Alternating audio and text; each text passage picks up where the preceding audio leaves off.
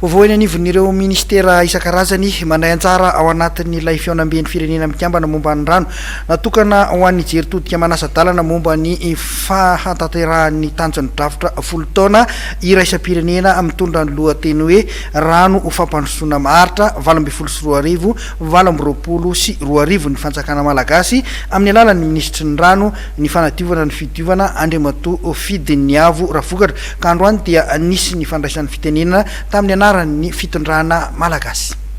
Nambarany ministry ny rano ny fanadiovana ary ny fidiovana nandritra ny fandraisam-pitenenana nataony fa manana rano betsaka afaka trandrahana i Madagasikara izay 7.3 lavitrisa metatra toratelo izany saingy 500 ny voatrandraka ary verany an-dranomasina ny ankamaroan'ireo noho ny tsy fampiny foto-drafitrasa afaka hitehirizana sy tsinjarana izany.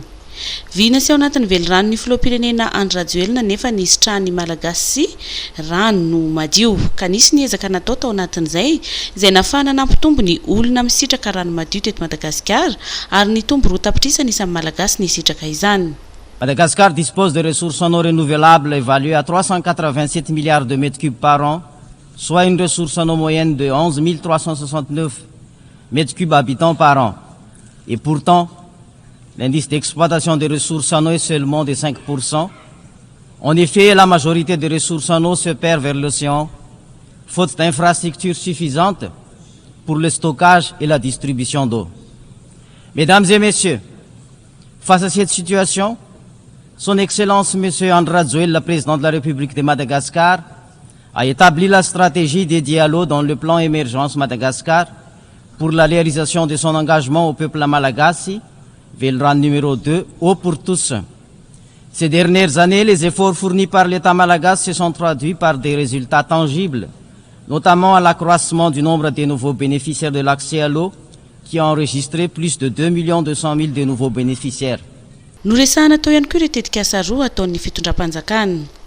Des travaux de mobilisation de la rivière Efao, financés par la ressource propre interne de l'État, qui est en cours, avec la construction d'un pipeline de longueur de 97 km afin d'alimenter en eau 60 villages particulièrement sujets à la sécheresse et d'irriguer des centaines de milliers d'hectares de plaines pour une véritable transformation socio-économique de la région sud de Madagascar.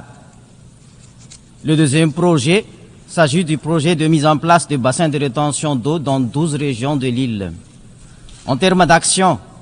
la mise en place des infrastructures se fait appel à une gestion adéquate afin d'assurer une durabilité de services avec des tarifs socialement équitables. La transversalité de l'usage multiple de l'eau sollicite des stratégies communes et des approches coordonnées sur l'aspect de l'accès aux services de l'eau de la part des secteurs impliqués, à savoir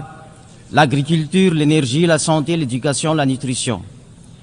Aussi, tenons-nous également à évoquer la situation précaire des femmes et des enfants sur cet accès aux services d'eau, notamment la part d'activités non rémunérées qu'ils consacrent aux activités de puisage d'eau et leur vulnérabilité à la qualité de l'eau.